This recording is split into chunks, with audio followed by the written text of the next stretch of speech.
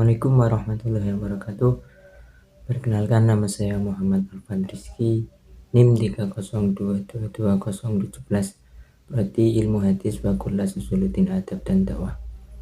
Terpaparnya saya di kamera ini dikarenakan untuk memenuhi tugas mata kuliah sejarah peradaban Islam. Yang saya hormati Bapak dosen Atib Ainul Fasya selaku dosen mata kuliah sejarah peradaban Islam. Saya di sini akan memaparkan materi tentang dinasti Bani Abbasiyah. Sejarah dinasti Abbasiyah. Dinasti Abbasiyah didirikan oleh Abul Abbas As-Saffah pada tahun 750 Masehi sampai 1258 Masehi atau bertepatan dengan 132 Hijriah. Muncul gerakan dinasti Abbasiyah dengan adanya pengajian kecil-kecilan di Hamimah, Yordania. Ketika itu dinasti Bani Umayyah dipimpin oleh Khalifah Umar bin Abdul Aziz. Dalam perkembangan pengajian ini berkembang pesat di bawah pimpinan Muhammad bin Ali. Gerakannya tidak hanya di Hamimah saja, tetapi menyebar ke Kufah, Irak hingga Khurasan. Daerah ketika itu dijadikan proses gerakan Abbasiyah, dan pada saat itu performa Daulah Umayyah masih menurun. Banyaknya masyarakat yang kecewa atas kinerja dinasti Umayyah, mulai dari pemerintahan yang sering berfoya-foya ketimbang memperhatikan rakyatnya. Situasi seperti itu membuat gerakan Abbasiyah mendapat hati dari masyarakat.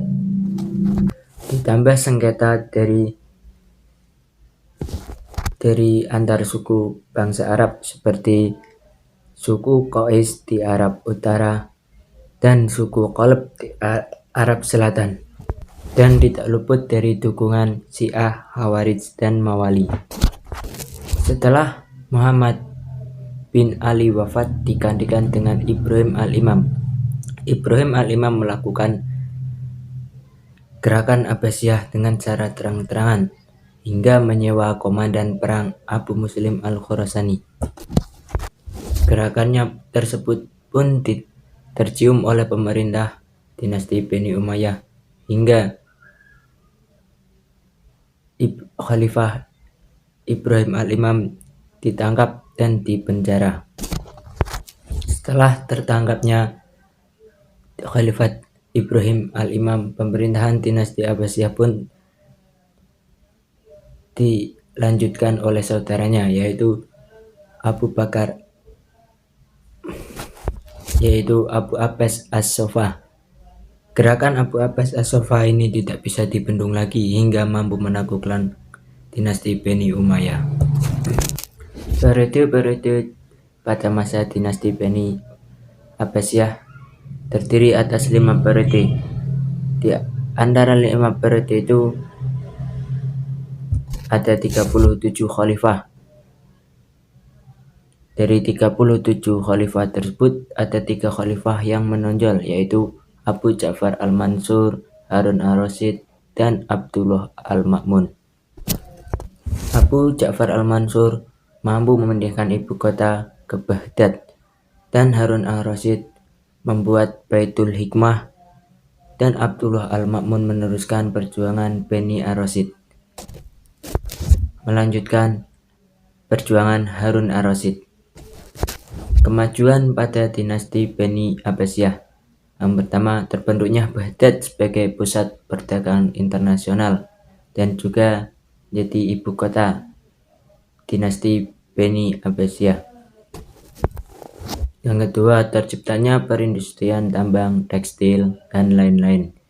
Yang ketiga, tentang terbentuknya kelembagaan negara yang semakin maju. Yang keempat adalah penerjemahan manuskrip Yunani, Persia, dan India. Dan di sini kena menerjemah manuskrip Yunani, dan pada masa itu muncullah tokoh-tokoh Islam. Didirikannya perpustakaan Al-Hikmah sebagai perpustakaan negara. bukan hanya sebagai perserikatan negara, tetapi juga di sana adalah pusat penelitian, pusat kegiatan studi dan riset astronomi. 5 tentang kemunduran dinasti Bani Abbasiyah. Yang pertama adalah persaingan antar bangsa.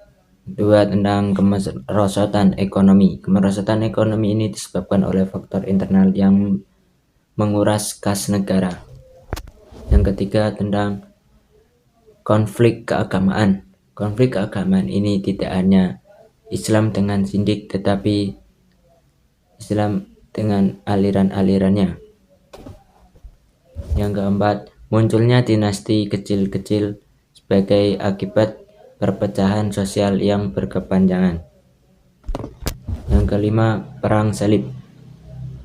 Perang Salib adalah perang Kristen dengan Islam, merebutkan daerah Yerusalem, dan juga berpengaruh dalam eksistensi dinasti Bani Abbasiyah. Yang keenam, serangan bangsa Mongol.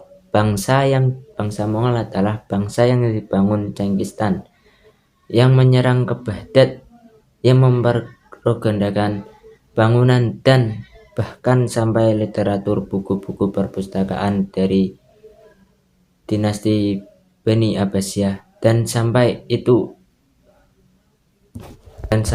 berakhirlah dinasti Bani Abbasiyah pada tahun 1258. Sekian pemaparan materi dari dinasti Abbasiyah. Jika ada kesalahan atau kekurangan dalam hal pengucapan atau penyampaian materi, yang mohon maaf sebesar-besarnya. Terima kasih. Wassalamualaikum warahmatullahi wabarakatuh.